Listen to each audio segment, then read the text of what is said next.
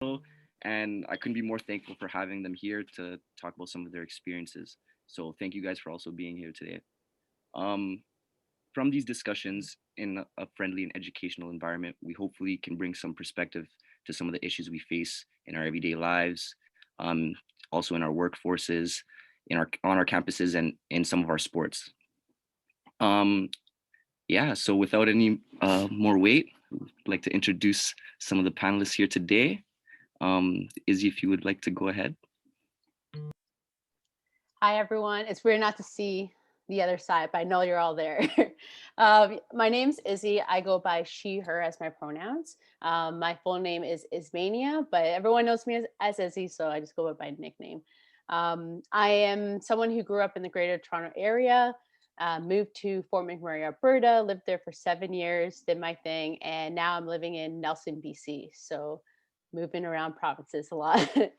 But yeah, I'm excited to be here. I'm a former graduate of Brock University in the Child and Youth Studies program and also George Brown College for social service worker program.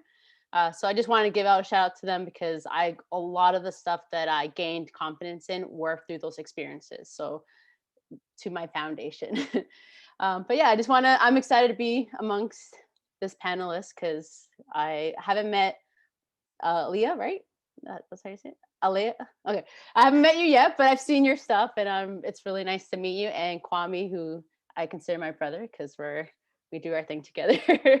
But yeah, I'm excited to share my experiences.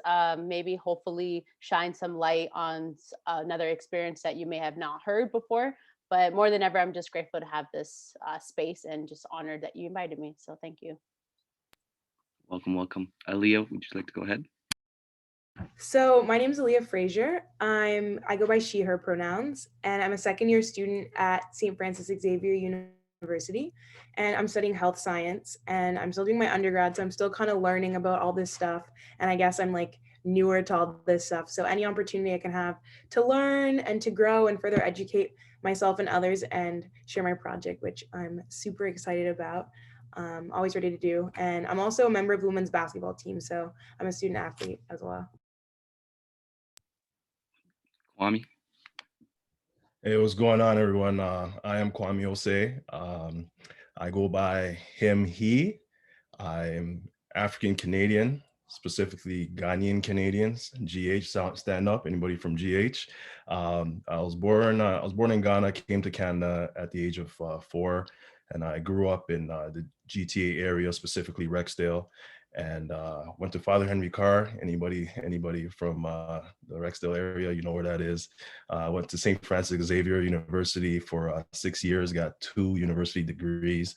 Had a brief stint with the Toronto Argonauts after that, and then started my teaching career for 7 years in Fort McMurray, Alberta at Holy Trinity Catholic High School. After that, I came back to Ontario. I'm a coach with the Queen's University men's football team and a head coach of the women's team. And man, I'm just a lover of life, and I want to maximize this life and help in any way I can. So that's pretty much my life. Appreciate you guys. Appreciate you guys. So we have some questions here. We're going to start off with some of the first ones we have. As you are all advocates in some way for the BIPOC community, what or who inspired you into these roles? Kwame, if you want me to go first? All right. Man, I have to say there's 2 people that inspired me. Both of them during my time at St. FX. The first person was the late, great Dr. Agnes Calise, RIP. She inspired me in so many different ways because when I first came to St. FX, I was a lost child. You know, I had no sense of purpose, no sense of identity, kind of just going with the flow. And she is a pioneer with regards to the African diaspora in Canada. And I took 2 of her classes, race class and gender and the African diaspora. And during those classes, like I was kind of just taking her in, you know, taking in the new experience, but she awakened me in terms of exposing me to different racial issues that had gone on in Canada. Like my whole life, I had never heard about Viola Desmond. Everybody who's out in the Maritimes definitely knows about her, but growing up in Ontario, I never heard about that. I didn't know anything about the Maroons. So she exposed me to all of that and just educated me. So I took a liking to her, and she pretty much forced me into a leadership role in my third year of university, one that I didn't think I was ready for, and I didn't think I was qualified for. So she would always get on me to become just to get involved with brothers and sisters of the African diaspora, pretty much the Black Society at St. FX. And she pretty much forced me to be the president. I had nothing to do with the club prior to that, and she forced me into the leadership role. But that says a lot about her ability to recognize something from within. Because at that point in time, like I had no idea why she was urging me to get involved, but that experience led to so many different other experiences along the line, and I learned to be a leader through that. The second person is definitely Coach Gary Waterman, who's the head coach of St. Francis Xavier X-Men football team. The reason being is that my whole life, like I played football. Football is like a big part in my life, and I wanted to play football from the time I was in grade 3, but unfortunately my mother wouldn't let me play. Well, I started playing football for real in like grade 9, and all my years of playing football, I had never had a Black head coach. I never had a head coach who looked like me. I had never had a head coach who I could relate to, and Gary Waterman became our head coach in my third year at St. FX, and the fact of having him just opened so much doors and just changed the perception of that role to me.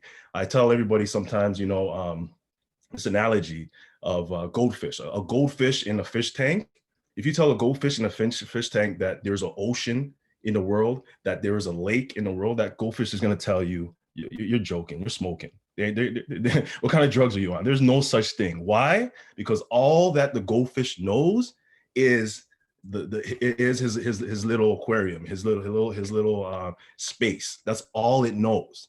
His little tank. That's all it knows.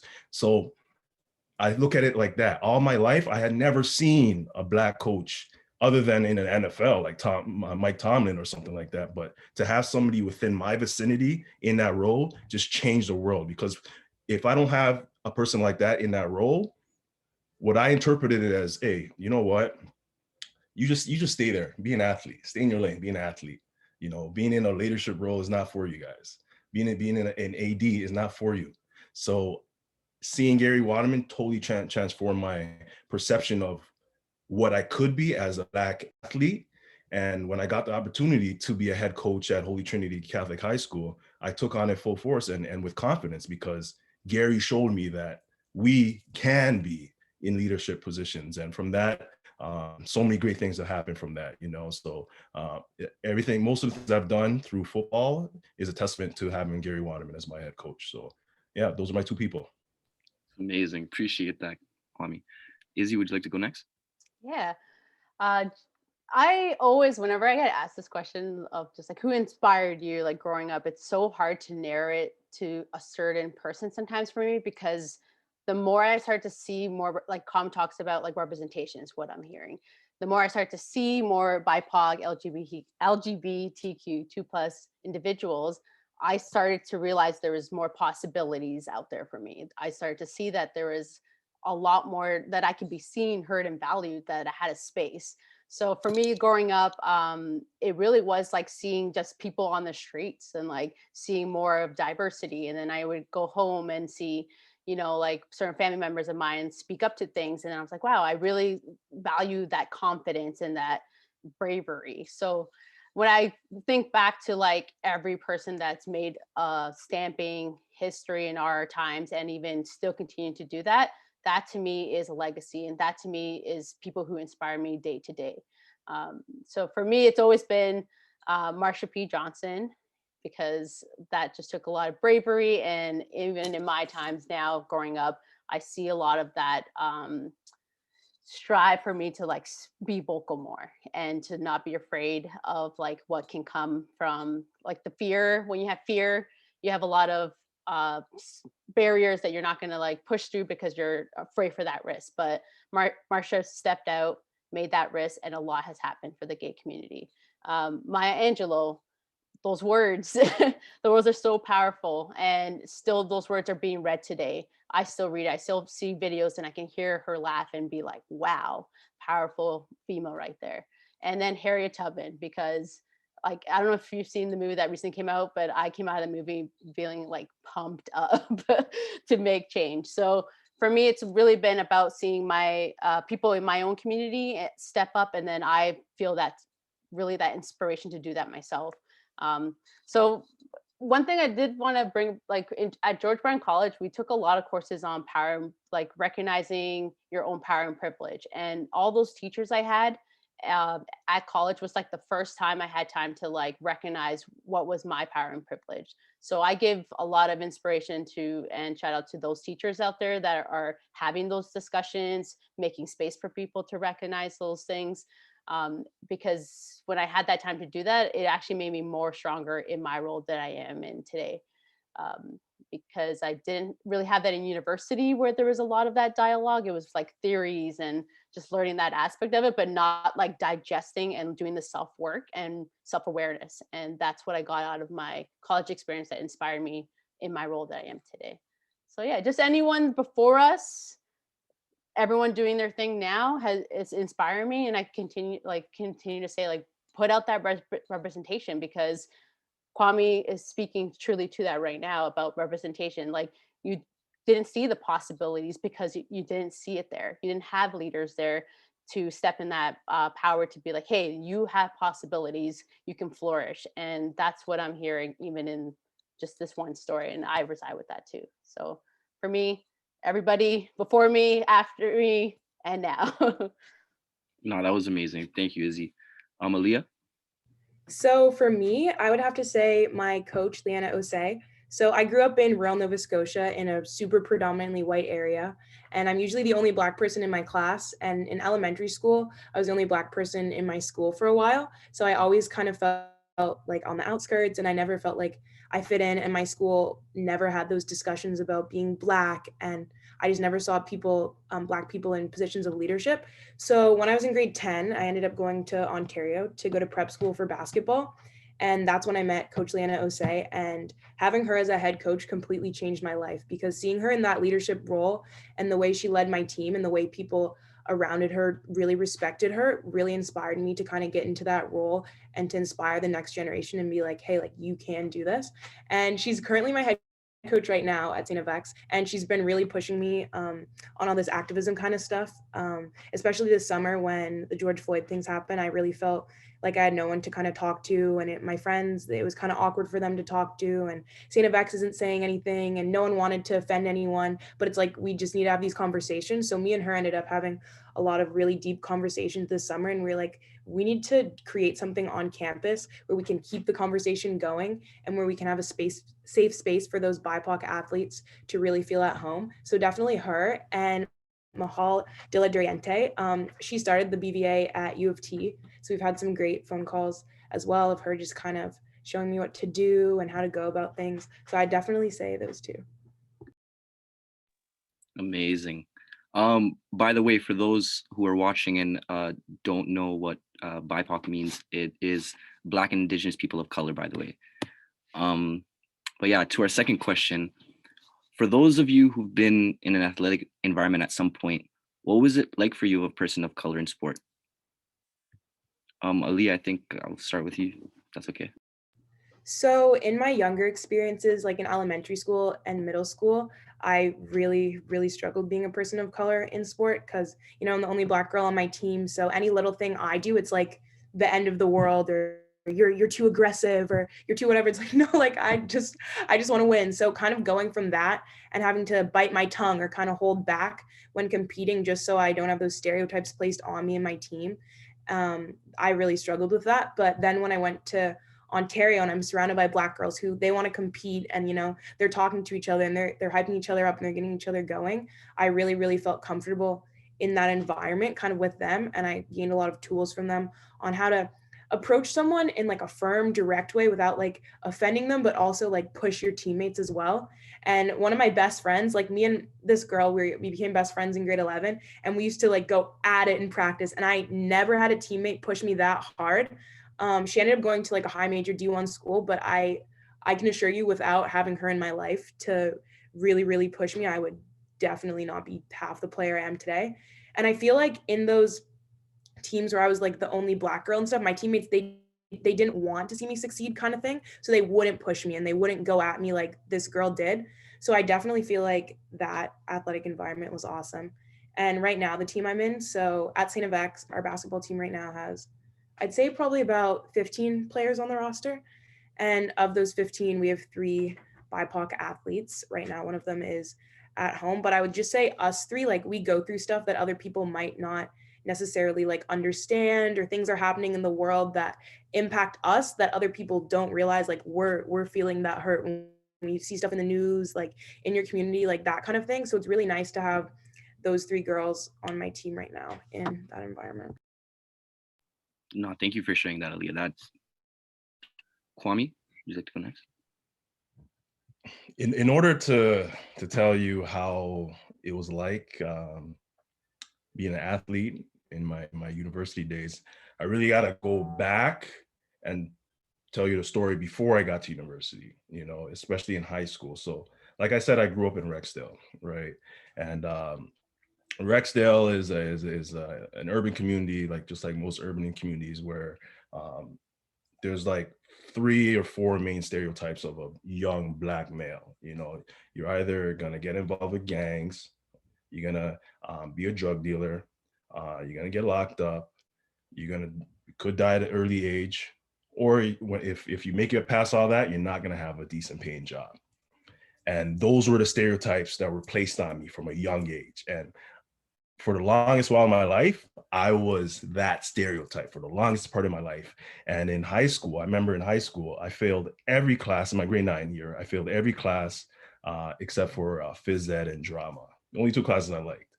But I mean, like, I had like 20s and 30s. Like, it was bad. Like, those were my marks. And so in the old system, grade 9 was kind of like the feeler out time. And then after that, in grade 10, they stream you to 3 different levels: general, basic, and advanced, right? And basic is like the lowest of the low, advanced is high, and general is like the college stream, right? So in grade 10, I was put in a bunch of basic classes. When I say basic, I mean basic. Like, I was learning words that 5-year-olds are learning. You know, it was pretty much, I was in ESL classes. Keep in mind, I came to Canada when I was 4 years old, so I didn't just come to the country at that time. But it was my fault because I just wasn't going to school and I wasn't doing my work. You know, I take total ownership of that. In grade 10, I had a teacher help me out, and essentially, I'm not going to give you the full version.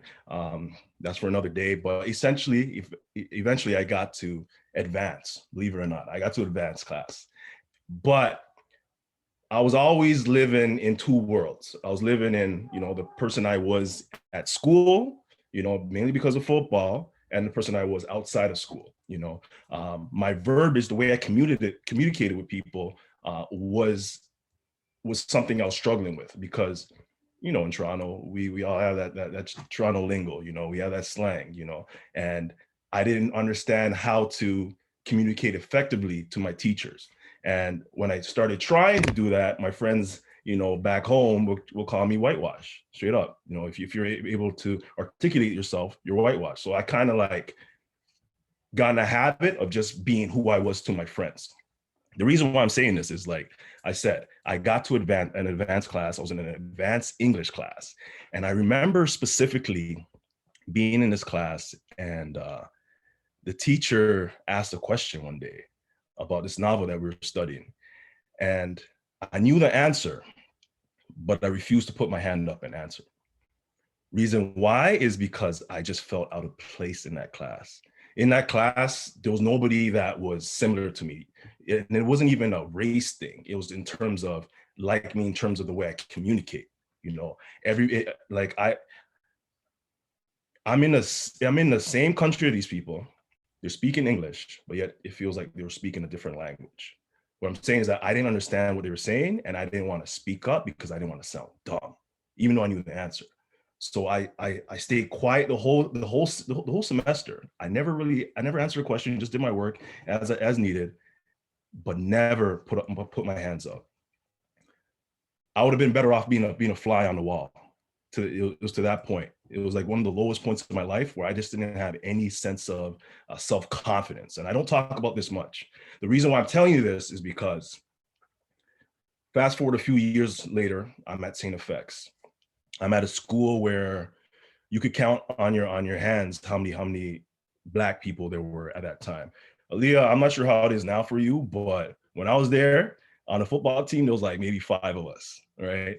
And I struggled. I really struggled adapting to the city, and not so the city, more so the school. Because the city of Antigonish, oh my gosh, some of the nicest people I've ever met in my life. Like, I'll be walking down the street, random people I don't even know saying hi to me, smiling at me, conversing with me, and I'm just like, what? Like, what's up? You know, because keep in mind, I'm from Toronto, screw-face capital of the world, where nobody's smiling at you. If somebody's smiling at you, something's wrong with them. Like, they're up to something. So I realized at that point some insecurities I had, and I realized at that point that the way I grew up isn't normal. You know, that wasn't normal. So I realized there is love and humanity from that. But with regards to being at St. FX, I was struggling because there wasn't any representation.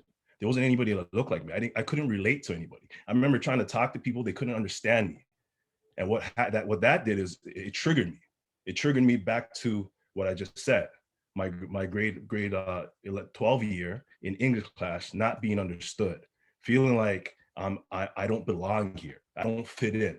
And what happened with that was because I didn't feel like I belonged, I put up a wall, put up a shell.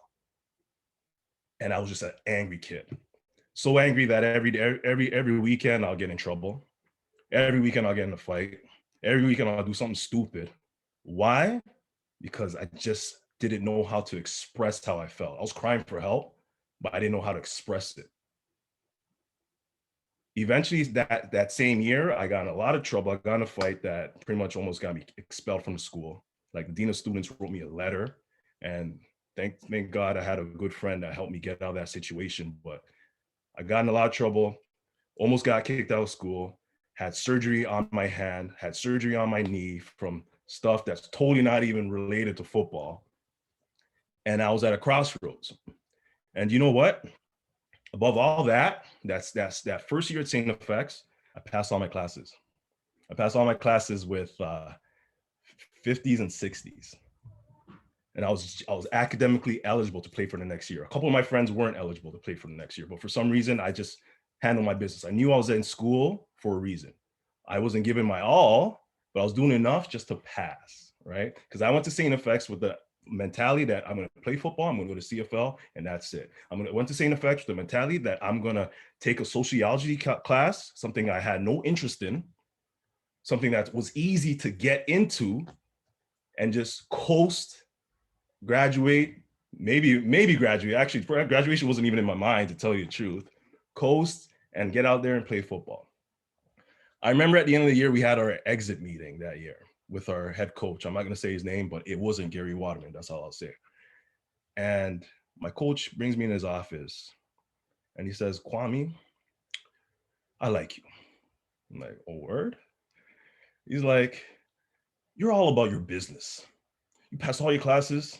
You did good enough to get to play next year. You're all about your business. We need more guys like you." At that time, you know what? At that time, it never kicked in until, like, honestly, these last few months, I started thinking about it a little bit more. Started learning more about microaggressions, you know, and that right there was a micro insult. The reason why is because what he just told me was that, "Kwame, all you need to do is get good enough grades so you can play football. Good enough grades so I can still use you." He didn't say, "Kwame, I know you could do better. Kwame, you gotta work hard. Your potential is through the roof. Kwame, you got so much potential. Kwame, if you want to get a career in whatever you want, you got to get the best marks possible." What he said was, just do good enough so you can still play for me. Just do good enough so you can still be useful to me. So as a young Black male, like, that was the standard that my coach set for me. And that was a low standard when he should have been setting high standards for me to aim for. So I look back at like how things were, they weren't set up for me to succeed. I could have easily been the stat, because I know so many guys, and even females actually, that have went away to university, away from their comfort zone, away from what they're used to, and didn't excel. They fell through the cracks. They failed out in the first semester. They didn't know how to adjust and adapt to the new way of living, and they fell through the cracks, and they didn't end up getting an education. They went to school with one thought, with one plan, and they didn't execute it. Why? Because there was no support. So to me, that's huge. Having like what I said, having Waterman there was huge, but at the same time, I finally ended up understanding things. But low expectations for student athletes is a killer. Low expectations for student athletes is a generational killer in a sense, because these are people that have opportunities to impact their families, the trajectory of their families' success, the trajectory of their siblings who are looking up to them, potential to be successful. And if they're falling through the cracks, what's going to happen is going to be a domino effect. So to answer your question, yeah, that's what it was like. But eventually I figured it out, but it was a process. Not everybody figures it out. I'm an outlier. I'm an anomaly for figuring it out. So I think there should be more processes in place. I'm not sure what it's like now at St. FX and other schools. I can only speak for my personal experience. And at that time, that's what it was. Appreciate that story, Kwame. I know a bunch of us needed that one for sure. Izzy, would you like to share? Yeah. So let me just first start off that I wasn't an athlete in post-secondary, but I was in elementary. And when I was hearing Alia talk, like I do remember those experiences of almost being like you were so good, but then you knew it was just based on like the race at most of the time, and performance. So but one thing I want to bring up for the ones who aren't, I know maybe a lot of people here are athletes, but I wasn't in post-secondary, but I can tell you for sure that I had an athlete mindset in this university that I went to, because I went to Brock University. So when I went there, it was known as the American Eagle School, which meant a lot of a white population. I literally can count on my hands how many colored people I saw on campus walking the halls on a day-to-day. So for me, walking those campus hallways on a day-to-day basis, having to adapt and like conquer through the day-to-day, like almost having to put a persona to belong on a day-to-day in my classes, in my courses that I was in, with my professors, like even down to the language, I had to like kill it. So I spent a lot of years like trying to figure out who I was, because I almost became like a chameleon of having to, every place I went, I had to like switch out the identity to be like, hey, this fits here, or this language is here. I would go home and then get the opposite, like when Kwame talks about being like whitewash, like I would get that at home from my own family, just based on that. I only started wearing my hair like free in the last 2 years. And it's been the most like freeing thing for me, because I spent years straightening my hair and I didn't even know why I was doing that until I realized that it was so much deeper for me. It was so much more internalized things to look proper, So I found like for me, it's always been like being part of the LGBTQ2+ community. I've had to like be somewhere or somebody else there, and then go home, and most of my family didn't know, and my friends at home, and then flip that amongst my Caribbean family and my Spanish side. So like I get the aspect of that mentality when I think about being an athlete, and I think about my own experience having to do that on a day-to-day by the minute. So for me, it's always been really hard in a lot of ways, having to find my true voice and my true being authentic to who I am, and not having to, put a persona to fit into what my school might be more, jiving with, or the things I'm involved in beyond school, my work, like every community I've moved in since I left when I grew up in Jane and Finch for a little while, and then moved closer and closer to the more white predominant communities, I started to feel that stray of identity get pulled out. So for me now in my older years, I'm just, when Kwame talks about like the past couple months, you're thinking about, oh, I just kind of realized that that's my journey right now. I'm in the journey of taking the time to reflect like, wow, that actually was deeper than I thought. Like I thought it was just whatever, get over it.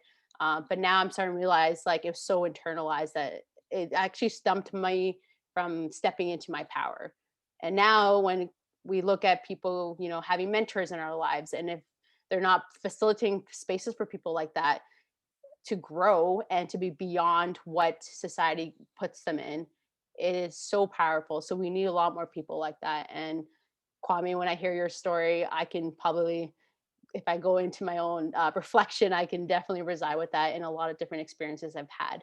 So for anyone that's had to adapt and like pretty much adapt to every scenario from going to a store, let's just think about that. That's your day to day. So for me, it wasn't particularly basketball and soccer and stuff like that, but it was me like in my own brain, it was my own maze of trying to figure out how to live in the world as me, truly as Izzy. Thank you for so much for sharing that, Izzy, for real. Um, so when we talk about Black History Month, we wanted to ask what makes Black History Month so important to you, and why do you want to be so involved in some of these Black history events that happen? We can start off with Alia, if that's okay. So I just want to say first, Black History Month, even though it's technically a month, every month should be Black History Month, not just February. But anyway, so to me, Black History Month is really important because I remember growing up in elementary school, it was like the 1 month of school where my teachers would like read books that like actually showed characters that looked like me, or like we'd have assemblies where people who looked like me would be in them. And that really just resonates with me because I vividly remember every February growing up.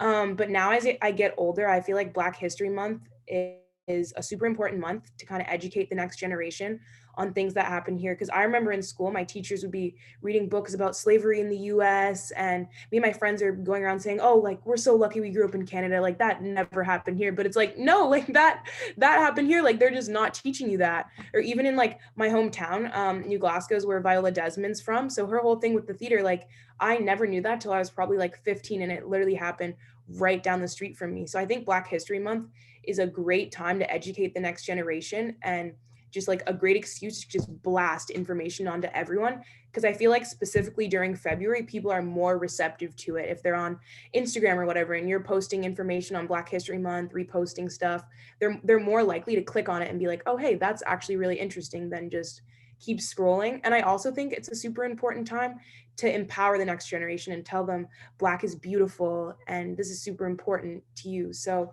one of the things that my organization is doing right now is we're working on a mentorship program in the Antigonish community, because we have a list of kids in Antigonish schools who are BIPOC, and one of the schools has 2 BIPOC kids in it, and there's about 600 kids in this elementary school, and these 2 kids are siblings, so you can just imagine what they're going through. So for the older kids, we got the Book of Negros, because a lot of people don't realize this if they haven't read the book, because I recently just read it and I didn't know this, that it's all based on Nova Scotia and the slave trade and how everything went down. So I think that's super important for older kids to realize like this happened here. And then we purchased books for younger kids to empower them, called like I Love My Hair and the colors of the patchwork and all that kind of stuff, to be like, hey, like it's okay to be different.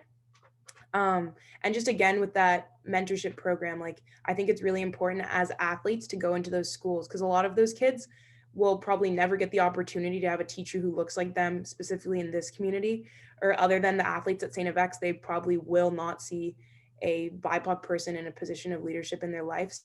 So I really think this month is super important to celebrate that and really empower the next generation. Thanks for that, Alia. Izzy, would you like to go next? Yes. Going back to what I said before, because this is my main message, if anything, if anyone gets anything out of today, it's really about representation. Just taking that in and looking at celebrating with pride. Like if you've never felt prideful, it's like such a feeling when you do experience that, you really feel like you belong. And for me, it's representation. So anything I'm putting out there on my Instagram pages is really about speaking that language and putting it out there and being that myself of my own experience. I won't be a representation for all because we're all different, but I can maybe speak to someone that maybe one part of my story resides with them. So for me, it's really about representation. Um, like I said before, if you don't see the possibilities and you don't see other individuals making it out there in the world, then it's really hard to see yourself having an opportunity, being able to flourish in our society and being able to take on opportunities. So for I saw this quote and I wanted to read it because it was really focusing on Black history, and they were saying that to understand the root causes of present day trauma, we cannot move forward when most of the people don't understand what we're moving forward from. So for that reflection, taking your own time to reflect what that even means to you and how would you move forward in your own power and privilege to make a difference, to have an impact. Like you're saying that mentoring program, like I wish I was there because I would do that myself and be there for other youth. Most of my job has been working as a mentor with children, youth, and young adults. So I would relate a lot more to a lot of kids who may have been the only three people in their school, person of color in Fort Mac. I remember seeing that quite often. And I know Kwame was in the school there, so I know a lot of people looked up to you for a lot of reasons, saw opportunities and strive to go reach for those opportunities.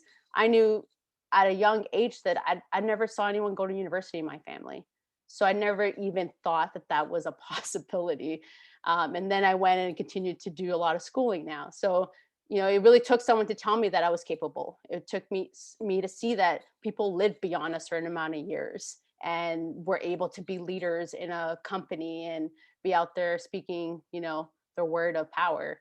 So for me, it's really about representation. I think that goes a long way. And through sharing our stories, stories are so impactful. That's how we connect. We're all hardwired to connect. So through that, representation, connecting that you saw yourself in somebody else for a moment, that they were out there, living the dream, then that to me is what Black history is all about. Learning how many people have to sacrifice for dream to reach a dream, and then knowing that we're all capable of reaching a dream if we have a lot more people speaking the word out there and being seen. Thank you so much, Izzy. Kwame? Yeah, Black history is a powerful month. There's so much power within Black history. And I agree totally with what Alia said. It shouldn't be just 1 month. It should not be 1 month. I look back and like as Alia was talking, I realized that so I do public speaking, right? And my public speaking career actually started because of Black History Month. It was in my first year at St. FX. One of my coaches, who was a principal at a school in Sherbrooke, Nova Scotia, asked myself and like two other of my Black teammates to come down to his school to talk about Black History Month. He said he had a family of 4 kids, like siblings, that were at the school, and they were the only Black kids. And at that time, man, I didn't talk like how I talk right now. Let's just keep it real. But I got so much, it filled my heart to be able to go there and like, I was speaking to the whole room, but I was speaking to those kids. And I saw the look on their faces. I saw that they felt like they mattered. I saw that it was important for them to have someone like me come to speak life into them. And that started everything that I do right now. So I go back, Black History Month is powerful. There's so much power in it. And it's a time to celebrate. It's a time to learn. It's a time to grow. It's a time to be proud of who you are as an Afro-Canadian person, as a Black person. But for me going back, you know what? I'm be totally transparent with you. I wasn't always like that. When I was younger, I was, so there's 2 things. It's one thing to be Black, right? And it's another thing to be African. Growing up being African wasn't cool. Like now, it's okay, like Wakanda, whatever, all that stuff, Black Panther made being African cool, and everybody's trying to get back to the roots right now. But growing up, being African was not cool. So think about this. I was Black and I was African. So, like I said, I was born in Ghana and I speak a different language. So I remember being in like grade 2, and I'm starting to realize that there's another language in this country, and more people will speak English than they do my language. So I started kind of like adjusting to the norm, and I started being embarrassed of my African heritage.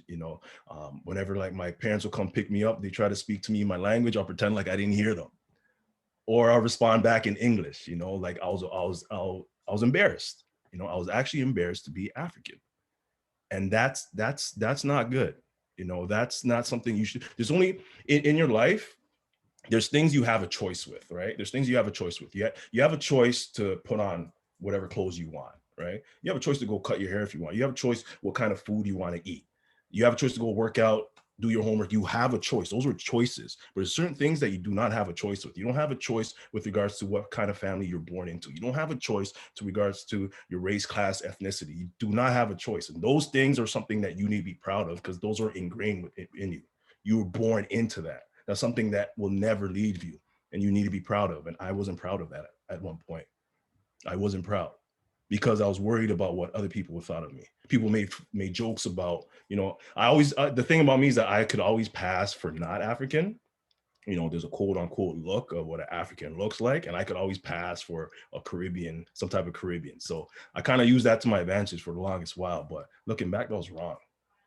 That was wrong.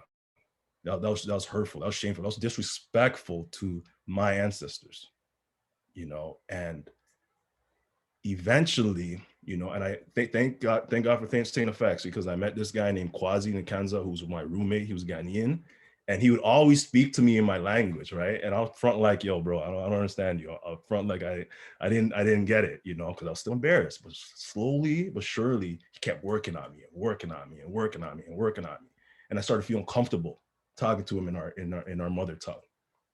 And then the pride started coming. So I urge anybody that's watching, get in tune with your culture. If you don't know your culture, then you don't know who you are. Your culture is your roots. Research, dig deep, talk to people from similar background. Do not get caught up in the Western ideology. Know your roots. Every one of us is from somewhere. We got to figure it out in order to know who we are as individuals. And then from there, we can grow and we can share our culture and our ethnicities with the world. And that's what diversity is about. Being able to have different types of people mend as one. Because the more I know my culture, the more you know about it, and the more aware you are of certain things. So Black History Month, going back to your question, it's about power and pride and education. Thank you, Kwame, for that. So like tying into that as well, I know the month means a lot, but how do you take Black History Month and take it to, let's say, your respective workforces? And how do you think we could implement this in our day-to-day lives going forward? Izzy, would you like to go first? Yeah. So I just did my bravest step. I just started at this new job, and they had like 60 staff there, and I went in and shared my story, and I said, it's Black history. I didn't even say month, it's Black history. I really believe in the impact of stories, and for me, this is something I want to share, and I'm representing the BIPOC community and the LGBTQ2+ community, because their queer history is part of Black history, and a lot of people don't talk about that. There's a lot of people who've also made sacrifices who identify with the BIPOC community, and so I brought all that knowledge to my staff yesterday. Kwame knows, because I came out of there just feeling like so liberated. So for me, I felt liberated from putting down my knowledge and being like, here it goes. And I had people reach out to me after to say, hey, Thank you for putting that flag there with I've like that represented me. Like the smallest things that I didn't know would be an impact happened. So for me, in my job, I actually work with young adults who have a lot of barriers to employment. So I'm pretty much working with a lot of youth who are coming out of homeless situations, who are not in school, who may be considering post-secondary for a possible first time in their life. So I work with a lot of young adults in this capacity, and employment, we talked about this, has been a really big barrier. We look at from the moment you submit a resume, the name that you have there represents you. So I remember in my name's Ismania. So often I had that little like voice in my head, like, is someone even going to look at my resume? So I heavily relied on my education as the only driving force. Like I had so much experience, but I still had that low, like internalized thoughts about, am I going to be seen? So often I had to switch my name. Like I just felt like that was a barrier. And then now I'm in my workforce and I'm able to talk about that. Like we just had a conversation last week about what are some barriers you face? What is your power and privilege? Because I love to teach that to people to recognize what it is for them. Because I have power and privilege because I have education. I might be, have more power and privilege in a BIPOC community because often lighter skinned individuals are seen in a different status. So like I recognize those things myself. But I going into a space and you having that self-awareness is so key. It unlocks a lot of things for people. So in my line of work, I'm where I'm at today is really about navigating people to be self-aware, educate themselves, looking at what they represent, looking at what barriers are there, what are some internalized things that they're facing, because people don't talk about that. So they live all their life and hit like maybe, I don't know, I'm in my 30s now, but looking at I wish someone talked to me and allowed that space when I was younger, a youth looking for a job, because I remember being in spaces and being like, I still feel like I don't belong, or I have to feel like I have to like sell myself to get this job more than the person who has a more predominant white name often. We look at, you know, visually, like going into an interview, I would straighten my hair the heck out of it. Like I would be like, why is this little curl coming out? And it was like my roots were telling me, just let it go. Stop suppressing yourself, and it goes so deep like that. Glasses, like I do need to wear glasses nowadays because I can't see.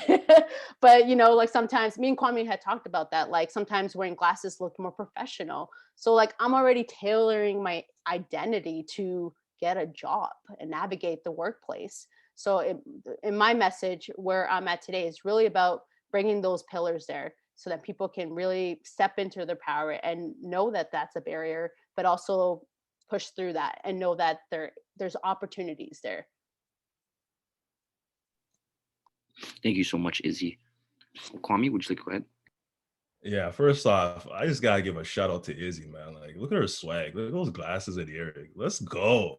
Give her some love. What was the question again? Oh snap! Did I just delete the question? Basically, we were asking. Dang, what was the question? I totally forgot. I blanked for a second. I just deleted the question. What would you? How do you navigate the workforce? Yes. Sorry, my bad. I'm a strong believer that you are a walking billboard of what you represent. Meaning, everywhere I go, my actions, the way I carry myself, the way I speak should represent who I am as an individual. But more importantly, understanding that you also represent so many other people. I might be the only Black person with dreads that somebody else of a different race will have an interaction with, like a conversation with, not just we're walking by each other, like a conversation, a relationship with. And there's a lot of responsibility in that, because I have the power to either create a positive narrative or a negative narrative. Like we all know, like not all Black people are the same, not all white people are the same. not all gay, bisexual, lesbians, not in anybody is not the same. Doesn't matter where you're from, you're not the same. We're all individuals, right? But there's always going to be that initial bias, which can be positive or negative, and you have the power to create something positive. I work at so my main job is I teach at a institution in Kingston, so at a penitentiary, at a prison.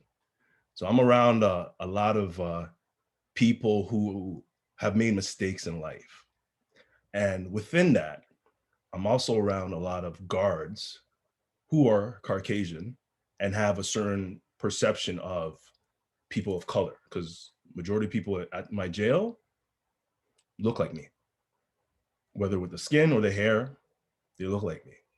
So there's a perception, right? And I noticed that as the guards get to know me, like there's a vibe. They're like, oh man, like Kwame's cool. Like, I can speak, right? I can speak English.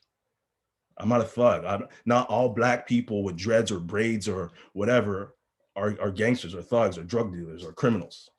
So slowly but surely, I'm putting little sprinkles there to change their perception, right? And that might lead to them treating the inmates a little bit differently. And within that also, like I said, I'm a walking billboard. I'm also an opportunity to show some of these young guys that, hey man, like you made a mistake, but you don't have to be that narrative. You don't have to fit the stereotype. There's other options for us, So I take that like with so much pride, because when I'm in there, sometimes I get survivor's guilt. I'm not gonna lie to you. I get survivor's guilt because I made mistakes in my life too. I made a lot of mistakes in my life. I just never got caught. I'll be totally transparent with you. So I do what I do there for those two reasons: to create a positive perception with the guards and with the people who may look at colored people differently, who may not have as much interaction with them. And I do it for the people that are locked up, to help them make the change in their life, because it's possible. It's totally possible. One of my closest friends was in jail for 8 years. I've kept in contact with him. When he was in jail, people told me, yo, keep your distance from him, bro. Keep your distance from him. He's gonna bring you down. Keep your distance. But I kept that relationship with him. He got out of jail. He had a couple, he messed up a couple of times. It's hard. It's hard being in the system for 8 years. But now he's a family man. He has a great job, and he's living a positive lifestyle. And that tells me more than I need to know, that it's possible for people to change. But we have to give them a chance, and we can't give up on them. So, like I said, I'm a walking billboard of everything I represent. So that's how I employ, or I show people in my workforce who I am. Appreciate that, Kwame. Alia, do you want to go next? So I'm a student right now, and I obviously haven't really been in the workforce ever, just summer jobs here and there. But for me, one thing I feel is when I go into an interview or I'm dropping off a resume somewhere, I almost feel the need to, like, the best way to put it is just like be extra. So my hair is like extra neat, and I'm like dressed nice, even if it's just like a McDonald's interview, like I'm like in heels and a dress, like really trying to prove myself, because I know there's going to be like barriers based on my race. But I also feel like that's really pushed me like academically as well. Like I know if I'm submitting a paper for my online class, like my prof hasn't seen me, but they'll see my name, and they'll obviously know I'm a minority. So it just kind of pushes me to work way harder in my schoolwork and in life, and almost I feel like I'm always having to prove myself. So that's a positive of that, is I've definitely improved my work ethic, and it's really kind of shaped who I am to almost be a perfectionist at times. But yeah, then again, when I'm working in like camps, or I'm with teammates or meeting two people, I have to think to myself, like, sometimes I'm in a situation where these kids or these people have never met a Black person before or anything like that. So I'm not only representing myself, I'm representing all the people who've come before me and all the people who are going to come after me. So if those people have a negative experience with me, they're just going to place those stereotypes on those to come. So it's definitely really pushed my character to kind of always be in a good mood and always show the best side of myself, and never really let like negativity out. As well as on the campus I'm on, student athletes are definitely the most visible people on campus, and especially Black athletes. Like there's always eyes on you. Everyone knows who you are, even if you don't know who they are. So you definitely really just have to act a certain way and just keep it together. And yeah. No, that was awesome. Thank you, Alia. So I have another question. I know some of our participants may not be represented in the BIPOC community, but we're hoping after these discussions we'll go into communities and help. But how do you feel that this could be done by helping? Like, how do you feel these participants can go out into their communities and help us as the BIPOC community? Izzy, would you like to go first? Yeah. You know, the work is within yourself. So it starts there. Self-awareness brings a lot of enlightenment, and that's where people need to put the focus on. If you're someone who's in past that point and you're like, you want to go be educating, having dialogue and discussions in the workplace that you're at, or even if it's not work, like wherever you're surrounded by, Kwame talks about being a representation and being the billboard to that. So having those talks on a day-to-day basis with people, if they, people want to talk, we learn the most through discussions. We learn the most through educating ourselves, doing that work to go out there and go watch document. There's so much resources more than ever now. I find like I can type in and find a whole bunch. Follow pages that are really putting that message out, information, education, watching documentaries. If you're a music person like me, I've been listening to some artists I've never heard before, but there's such history from the BIPOC community. And when you look even past like to the history of those times when they were sharing their passions, it was like at the line of their life at the same time. So like there's just so much power in that. So I really believe like self-awareness, like asking yourself, looking into what you represent, what's your power and privilege, what do you want to, what's the message or what's the feel, or how do you want to connect with people, and do that work, and then go educate yourself by tapping into those resources and talking to people. Whoever's on here, everyone's doing that right now. You're hearing stories from people who've lived that experience. So I hope that whatever stays there is just, even if it's a spark, if you're ignited by something, that's where like things start. So if you're ignited by this conversation, that means you want to go step out and do some work. Go and do that. Like I said, I just did a presentation to my staff, and like I was putting the message that people don't believe that you can have spaces to talk about these things in any line of work, but I did it. I went in and I was like, what does this mean to you? Like, people want to have real conversations, and don't be afraid to have those, but also facilitate and foster a safe environment, a brave space, I call it. People say safe space, which I like, but I call it a brave space because there's a lot of, to have discussions, you got to really step out of your comfort zone. And I like to say that, like, when you step out of your comfort zone, this is when you learn the most. So if you're uncomfortable with something, you need to step in there and learn something. So that would be my message. Thank you. Alia, would you like to go next? So I would definitely say just keep these conversations going and continue to educate yourself. Online resources are super awesome, especially around this time of the month. They're literally everywhere on Instagram. Follow pages, get as much information as you can, and also be comfortable not being comfortable. Like if you don't know something, just don't worry, like ask someone if you're not sure of an answer, and just try to connect with people in those communities so you can further understand what they're going through and why they're going through it. And I would also say, as well, just advocate for yourself too. If you are a BIPOC person on your campus and you feel like those conversations need to be taking place and they're not taking place, go to your AD, go to your prof, go to someone who looks like you, go to your friends, and just keep the conversation going and just keep learning and growing. Thanks for that, Alia. Kwame? Yeah, I think like just like what Izzy said, it starts from within. I think we need to be aware. Take time to have awareness, self-awareness. I feel like awareness is the beginning of change. When you have awareness, you can make the change. So be self-aware and just evaluate the way you've lived in the past. Have you done maybe something or said something without knowing that may have offended somebody?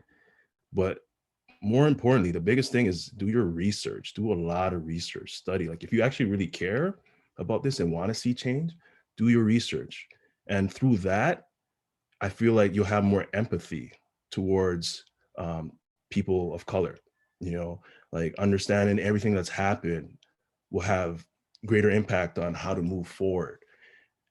And with empathy comes understanding, you know, and when you're able to understand, you could think about, instead of just, so one thing that I really like, one thing that kind of bothers me is when people put the onus on the Black people in their lives to teach them. Because I feel like we as individuals need to take the time ourselves to do the research we need. And some of your BIPOC friends might not be comfortable. You know, like I'm able to talk about this stuff, but not everybody is. I know there's a lot of players on my team that are not comfortable talking about this. They just don't feel right. They feel pressure. They have anxiety talking about this. Some people have been through some situations that they don't even want to talk about because it brings tears to their eyes. I know a kid on my team who repeatedly gets stopped by police because of how he looks, because of his dreads. He was accused of being a drug dealer, and they didn't believe a word he said. They searched him for no reason. They had no valid reason. I know a guy who lives in Milton and gets stopped all the time by police just because of the car he drives. You know, these are things that some people go through every single day. So sometimes it's not easy for us to have this conversation because it triggers us. You know what I mean? So do the research and then ask yourself, if these things happen to me, how would I go about it? If these things happen to me, what would I do? You know, that's where the empathy comes from. And that's where the understanding comes from. And you can't just rely on, let's say you ask me a question and I give you the answer. I don't speak for every Black person. I only speak for me. So do your research and think about the broader picture. Like, how would I feel if I was in these situations? And sometimes, and you don't always have to be like, there's no, I don't think there's a criteria for allyship. Do what you can from what you can handle. You know what I mean? Do what you can. You don't have to go post something on Instagram. You don't have to. But what you can do is create a relationship with somebody. What you can do is speak up when you see injustice. Yeah, I think that's pretty much what I have to say. I did want to bring a point to Kwame, because you just brought up a really good thing that a lot of people don't bring up. But if you're someone who's learning about your history and getting to the roots and really diving into what you may have been internalizing, that's a lot of healing. So there needs to be time. Healing is learning. So when you're healing, you learn a lot.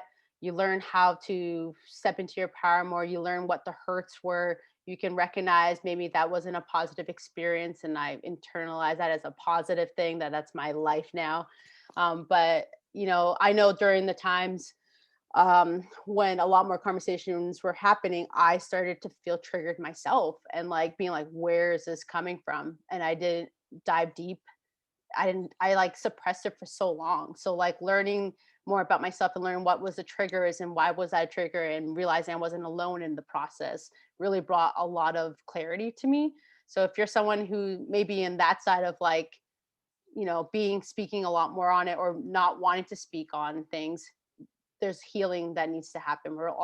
We can only move forward with recognizing the hurt and knowing how to move forward. Thank you so much. So my last question that I want to ask before we open up the floor to you guys' final remarks or any questions our attendees have, but what is something that you could tell your younger self now to help push them at the time to be the best person that they could be? Alia, would you like to go first? Anyone?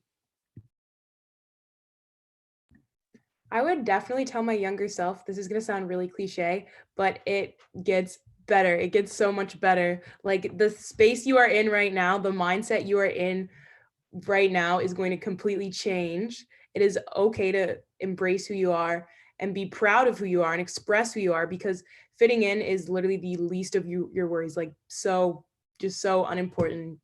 don't have to straighten your hair to fit in, because now you have heat damage that you wish you did not have. You don't need to change your voice and how you act to be cool and to fit in, and just embrace who you are, because who you are is unique and special and is going to touch the lives of a lot of people that you don't realize yet. Appreciate that. Anyone else would like to touch up on that? Kwame, you can go. Okay, I'll go. You want me to? You go. Okay. I love this question, and I always ask this in mentoring because I think it brings you back to some grounding. It's always good to be grounded. I wish someone told me that I could take space in the world, that I was able to be seen and heard and valued.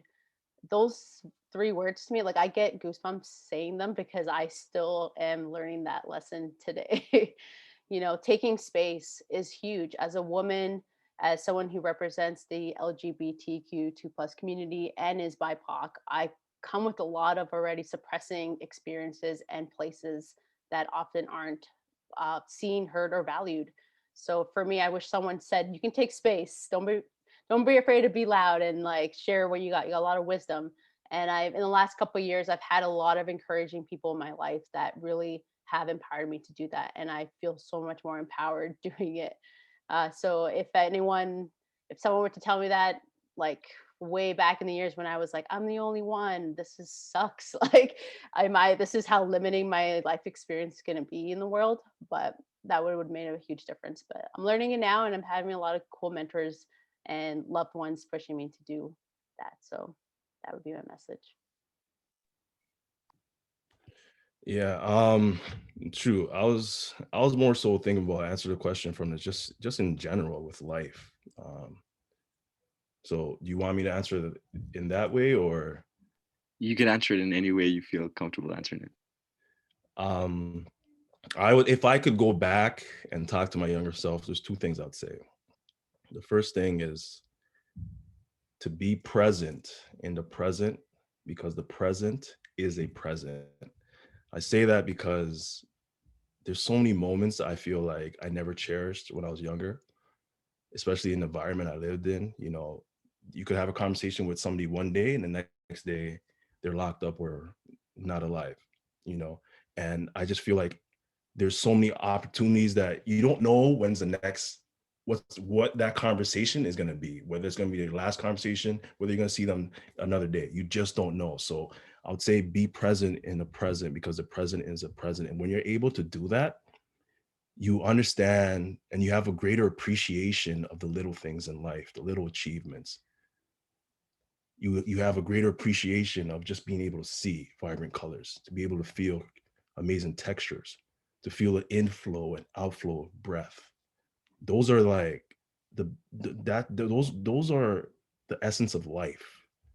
Those are what life is about, So I feel like if you're able to understand that, then you're able to understand that the moment is not what makes you happy, but it is you that makes the moment happy. In every moment you have an opportunity to make it positive or negative. The next thing I'll say, and I'm getting into my speaking bag here, is just to be like water. Just to be like water. You see, water is free flowing, right? Water can move through mountains. Water, when there's an obstacle in front of it, it will find a way to flow around it, or it will find a crack through it. And Bruce Lee once said that our minds need to be formless and shapeless like water. Our minds need to be emptied like water. You see, you have water, you pour it in a teapot, it becomes a teapot. You have water, you put it in a cup, it becomes a cup. You have water, you put it in a bottle, it becomes a bottle. Water is transformative, water adapts, and water becomes whatever it is around. That's power in itself. You see, the issue with most of us is that we're too busy being stuck in our present situations. We're too busy being stuck thinking and worrying about what other people might think of us. We're too busy worrying about the outcome of things that, you know what, we shouldn't even be thinking about. We're too busy being stuck analyzing what's happened behind us instead of focusing on what's in front of us. You see, all we got to do, one thing my mom always said was, after stress comes success. See conflict as an opportunity to get closer to success. Understand that if I adapt with this obstacle in front of me, I'm going to be able to be successful in the future. So essentially, all I'm saying is be adaptable and be like water. That was powerful for real. So we're gonna open up questions now from any attendees that they may have for the panelists. I have one here first for Izzy. It's referring to when you were saying that you were an athlete in elementary school. Was it because you faced that discrimination and and it discouraged your ambitions, or was it just by choice? Honestly, in my first year, I faced a lot of confusion of like, okay, first I landed here. Like I'm in this university, I thought it was gonna be like representing Toronto, like what I was surrounded around. And then I like have to live there for 4 years and realize that I do not see like any gay community here or a lot more BIPOC community. So for me, I was just trying to like find belonging amongst just social friends in my what do you call it, dorm, the dorm that I was in. So for me, like I kind of put a lot of things on hold. A lot of things that I was passionate about were on hold because I just was trying to figure out my first year of like, who am I? Is this the program that I really want? Is this the community that I want to live in for 4 years? Like I was really just in a very much like stumped period at the time. So for I wouldn't say it was strictly that, but definitely like as you progress forward into more post-secondary, it becomes a lot more competitive and different factors, like who represents the team. Like I did not see many colored people in the teams that I was in my university when I first went there. So it just wasn't a thing I strived for at the time. But I'm sure that for other people's experiences, it could have been a more detriment situation, but I was facing a lot of more elements at the time.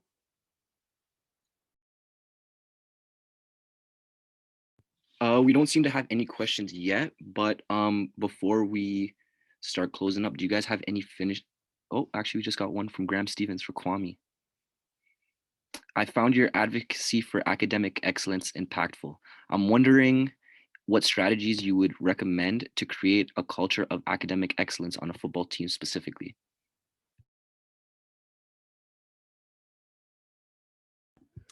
Good question. I would say definitely having, first of all, study hall is really good.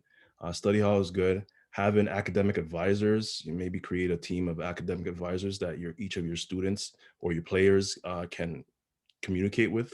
I also always felt like this is something that Queen's University does, is they have a tutor program where tutors get paid through the university. So the student athletes aren't expected to make the payment because not everybody has the money, right? So just putting our students in the position to succeed and have the resources to succeed. So I'll say that, like study hall, having tutors accessible to your students, and academic advisors.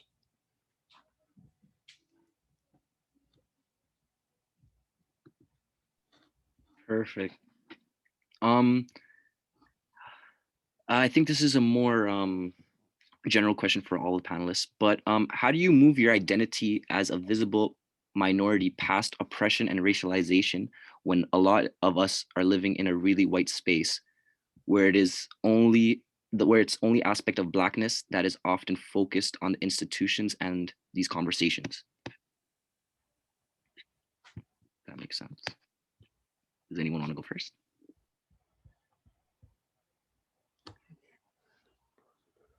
Sorry, I'm just taking it in. Just Yeah. Okay. Can you ask that question again? Okay, so the question was, how do you move your identity as a visible minority past oppression and racialization, when a lot of us are living in a really white space where that its only aspect of Blackness that is often focused on institutions and these conversations. So I would say that they're asking, how do we move past, like, yeah, hold on. I'm just gonna pose the question to you. I'm terrible at reading. So I'll answer it from the way I internalized it. I would say definitely. So there's only, I feel like there's only so much we can do until we get support from the other side, you know. And part of, I saw another question I just saw right there where it did say, what are common microaggressions that are often overlooked? And this ties into that question. A big microaggression is like environmental microaggressions. There's three forms of microaggressions. There's verbal, there's physical, and there's environmental. And if you're in an environment where all you see is pictures of people with white skin, you're gonna feel kind of like, oh, do I belong here? If all the buildings are named after people with white skin, okay, do I feel represented here? So like, I feel like you're already starting off feeling a little insecure, feeling beneath everybody. So I feel like schools and the bigger the corporations, whoever is in charge needs to find a way to help us feel included. Because it's one thing to have diversity, but if you don't have inclusion, then there's no point in having diversity, right? Inclusion without diversity without inclusion is pointless. So we need to find ways to help BIPOC people feel more included in these spaces. And I think having more representation, like one thing, having more professors that look like them, two, having like pictures, a little picture, a little story about somebody from the BIPOC, it goes a long way. Okay, so I think like we can only do so much. It's on us, first of all, to totally understand and educate ourselves with all this stuff. First and foremost, you got to educate yourself. You can't just expect things to happen for you, and you got to educate yourself and speak up for yourself. But at the same time, it's for the other side to try to meet us in the middle. That's my thoughts. Anybody else?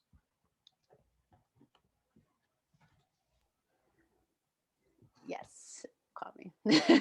I just had a flashback of a time that I was studying, and I was approached by a photographer at the university during my studies, and they're like, "Would you like to come be the photo for our like catalog?" And I was like, "What? Like, what is this?" And it was so like awkward of an experience because I was like studying, and then I realized when it came out, I was just like the poster person for the university. So when I think about representation, I think there needs to also be when a school or any space wants to represent more and show that it really starts off from like knowing how you do that, building that culture. So when I look at forms, a lot of my job is doing intake. So when intake forms aren't representing the demographic that you are serving, that is an automatic barrier and like dismissing of people in our community. I remember filling out forms as a kid and youth and learning, like you would only have to check a certain box. And I'm like, I don't fit in any of these other. And I'll start writing a sentence of all the things that I represent. So, it really, when I think of more of like institutions, because institutions are heavily run with administration, when you looking at the top of that and see how that funnels down and how do you feel represented? I would even start going out. If I was in a school institution, I'd be like, how do you feel represented? Do you feel like you belong? Is this a safe space? And hearing from the people what is needed, instead of implementing things that don't align with what's happening and representing the community that you have. So I would definitely I'm very technical. So when I go on a website and automatically don't see any visuals that represent me, the wording is so dismissive, I will be like, wow, this place has a lot of work to do. So we all research, we all have Instagram, we all look up universities. When I was looking up, I didn't see one color person in any of the brochures or the people who go do the info session. So really looking at from the top down and building that culture of like inclusivity for people.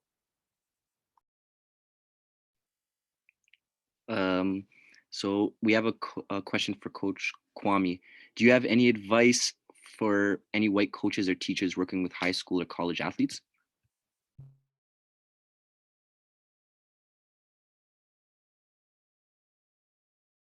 Sorry. Yes, I would say definitely understand. First of all, I'm a relational person. Like I'm all about this relationships. You know, like if whatever you give, you will get back. If you're not giving, you're not going to receive anything from the kid. So it's all about establishing a relationship first and foremost. You know, you can't just go tell a kid what to do and expect him to listen to you. You know, if you don't think you care, he's not going to listen to you. All right, or she is not going to listen to you. So establish a relationship, and from when you establish a relationship, you're going to understand how to connect with that kid, how to motivate that kid, how to inspire that kid, and how to help that kid. You know, that student, male or female, is going to be able to tell you more about their lives. You know, maybe there's a reason why this kid can't make it to his 8 o'clock class every morning. For instance, I remember in high school, man, I have so many stories, man. What story should I give you? When I was coaching at Holy Trinity, there was a kid who I had a really good relationship with, right? And he would be late every day. He couldn't make his 8 o'clock class. Every day he couldn't make it. He'll always come in at like 10 o'clock. Or sometimes I'll see him at lunchtime, just coming in, and then we'll be chopping up, we'll have a conversation and we'll talk. And I knew that his teachers and the guidance counselors were worried about him, and they're like, he's never in class. And when I was a teacher at a school, like all the problems that happen with athletes would come to me, even if they weren't football players. Like it was like Kwame had to deal with it, which is a lot of pressure at the same time. But you know what? I had the relationships with the guys. But this stuff would have been easily taken care of if people just took the time to get to know their kids. And what I found out with this kid, I knew this already, and then I told them in a staff meeting. But this kid was always late. First of all, his dad passed away a few months earlier. His dad passed away a few months earlier in an accident. Now it's up to this kid to work. So he's working at Canada Post. He's working at the factory, sorting things out the night before. He's working night shift at Canada Post, and he was also working at a pharmacy also right after school. So he had 2 jobs that he had to work in order to feed his family. He had a brother, 2 brothers, and a sister that he had to take care of. Like he was now the man in his family. He comes from a Muslim family. So now he's the man, right? So that takes precedence over getting to school on time. Get to school on time. What? I got to make sure my family's eating. But those are the things that we would know if we created this, right? So take the time to get to know your athletes. Find the common ground. You know what? They're not always going to be open right away, but everything with time gets better, right? Rome wasn't built in a day. It took time. It took little bricks, little nuggets here and there. So that's how I'd answer that question. I have one for Alia. It asks, when did you realize you wanted to be an activist for your cause that you're currently involved in? To be honest, I feel like I knew I wanted to be an activist, but I didn't know what an activist was from a young age. Like I always knew I've never had a teacher who looks like me or someone in a leadership role who looks like me. So I want to be that for someone else. But I never realized it was exactly being an activist. And I guess through my high school years and my first 2 years of university, I kind of figured out that's definitely what an activist is. So I definitely say I knew from a young age, but I would say in my first year of university, and specifically this year, when I realized how much of a platform that varsity athletes have on a campus, or specifically in the location that their university is in, I realized how much, not necessarily like power, but how much influence I could have over the community and over those kids who might be looking up to me. So I definitely say that. That's awesome. So this is a general question for all you guys. What kind of changes do you think the university can make to better support Black students? Izzy or Alia, would you like to go first? I would say so. Right now, I'm serving all the varsity athletes in my university, just to kind of see numbers. Because right now, my school does not have any numbers. We don't know how many Black student athletes we have. We don't know how many of those are female, what gender do they identify with, if they have learning disabilities, etc. So I'm surveying all these athletes because right now there's so many unknowns. So how can we help these athletes if we literally don't have any data? So coming to find out, specifically at St. FX, less than a quarter of our athletes are BIPOC athletes, and the majority of them come from single parent households, and they're facing a lot of struggles that we don't even know about. So I would definitely say university, just getting to know who's on your campus and what they're coming from is a huge start, because you really cannot help those athletes unless you have that foundation of knowledge. Izzy, would you like to go ahead? Yeah, it's like I said before, down to the intake forms, admissions, like language is so important. So when it's not being spoken inclusively, then we see that we don't belong there. So if I'm filling out a form that doesn't like represent me, I'm like, is it even worth going there? Or even down to like what resources and scholarships are available, because I straight up did not even know there was any type of scholarships available that represent were mainly for like BIPOC community. So if like Aaliyah's mentioning, like doing the research. So if we find out that there's more of a population or demographic, then we should be able to provide different resources for people, because often people are coming from. I was a single parent home. My mom had 5 kids. Like I was in debt after I left university. Like it would have been nice to know what I could access as someone who identified and also needed that financial support, because often finances are the biggest barriers for people. So how am I supposed to go to university? My parents never saved money, nor was that a possibility for me to make it there. But if universities can bring more financial support, education, financial literacy, which people never talk about to people, that is so much power in someone's life. That is like, if they can do that, like high school, I believe high school can start talking about that stuff, to be honest. It's way before the institution gets to post-secondary. But yeah, like resources, making it available, making it visible, intake forms, making it, speak to the people. You are a lot of graduates and stuff are coming to your school, or undergrad. So like have spaces and have things available that bring that culture and bring that pride and belonging and access to things. Let not it be another barrier that we can't access services again. And we're in the most like high stressful environment with a lot of obligations and not having financial supports available. So how is someone supposed to succeed in that? you know so just making it more visible and more accessible for people.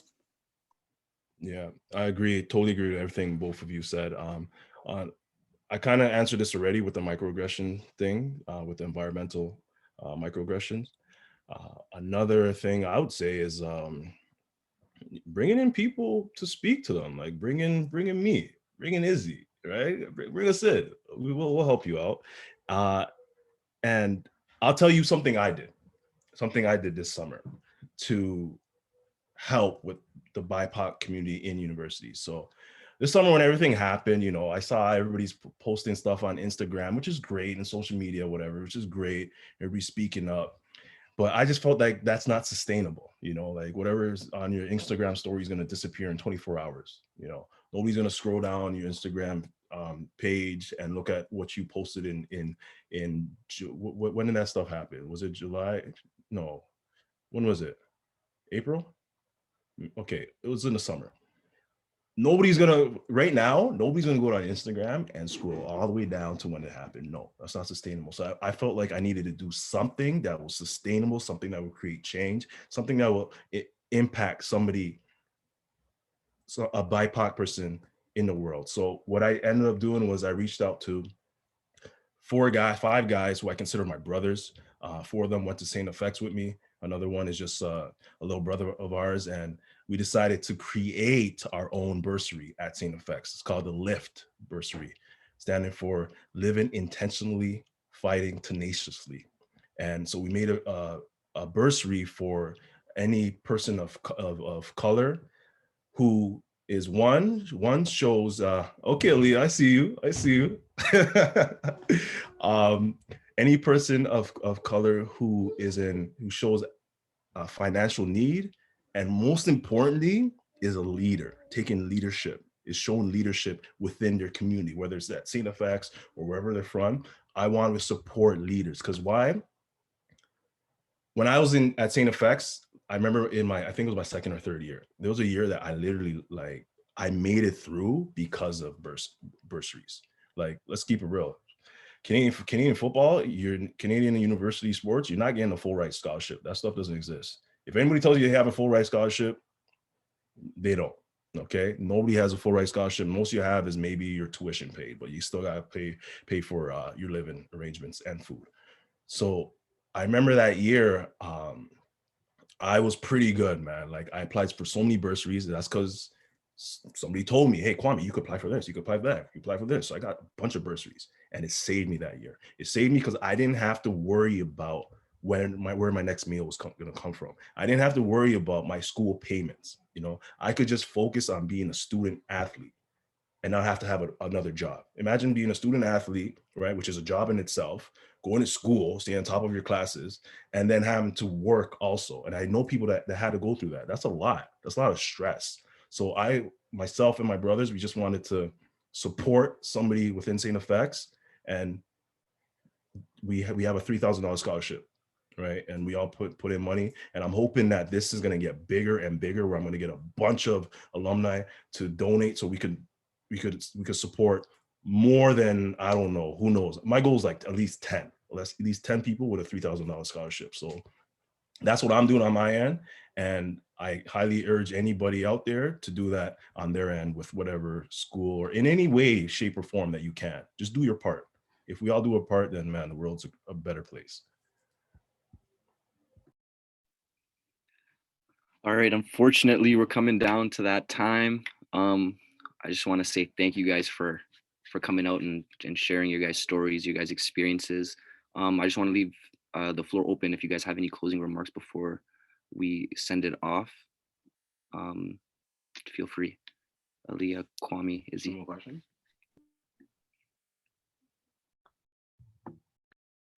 I just want to say thank you so much for having me tonight. Kwame, Izzy, it was super awesome to hear both of you guys talk and listen to all your experiences and learn from you guys. It was really amazing. And thank you to Dan and Adam for having me. I was super nervous, but thanks for letting me share and kind of get my story out. Thank you.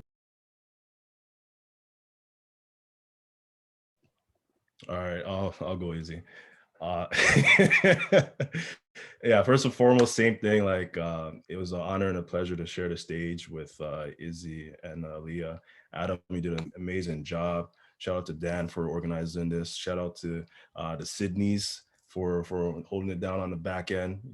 Sid's family, so she knows what it is. But it was an honor and a pleasure, and I just hope that this conversation provided some type of value for the people that are watching, because that's what it's about, giving value. And now that you have that information, what are you going to do with it? Oh yeah, and if you need me to come speak at your school, hit me up. I like the plug in there. You're forgetting perspective on mentoring, Kwame. Yeah. So Izzy and I and my brother Dylan, we have a business that we're doing, business venture that we're doing is called Perspective on Mentoring, which we also have a podcast too. Go subscribe to that podcast, Perspective Podcast.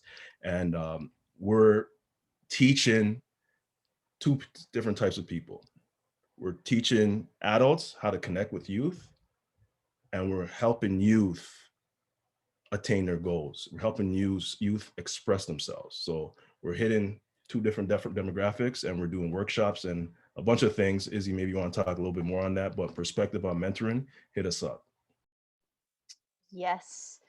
Like Kwame said, well, this is a platform that we want to reach out to people. So I want to say thanks for everyone that was involved in organizing this. And I see your upcoming events, and I'm really excited for that.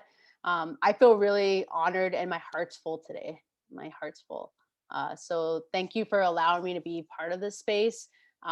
Whoever's on the other side that I can't see, hi. And yeah, it's just awesome. And I'm so inspired that there's people still doing the work out there and really celebrating. So thank you so much. All right, before I pass it back to Sydney, I just want to say thank you again to our panelists for sharing your guys' experiences and really being vulnerable here today to help educate some of the people who are attending. And from me and Dan, and being a part of the BIPOC community here at Mount A, can't explain how much this actually means to us. Some of us really needed this conversation today, and it's bringing some ease. So thank you, and pass it on to Sydney. Thanks, guys. Hello. Yeah. Okay. Awesome. Thank you guys so much for this, for coming. All three of you were amazing. You're all amazing people. I feel so blessed to have had you come and like bestow your knowledge on us. And we did have a lot of questions today from a lot of people that we weren't able to get through. So if anybody's question didn't get answered today, you can feel free to reach out to Alia, Izzy, or Kwame on their social medias, on the Varsity Project post on social media. We listed all their social media under there. And yeah, that's pretty much all I have to say. But thank you everybody who came, and thank you to the panelists for everything. And you guys did amazing. I'm so happy. And one more thing too, before we forget, we have another panel on the 18th. So for everyone attending, please feel free to come and join in on that conversation as well. At what time? At 2 p.m. on the Eastern time on the 18th. Thank you guys once again. Bye, guys.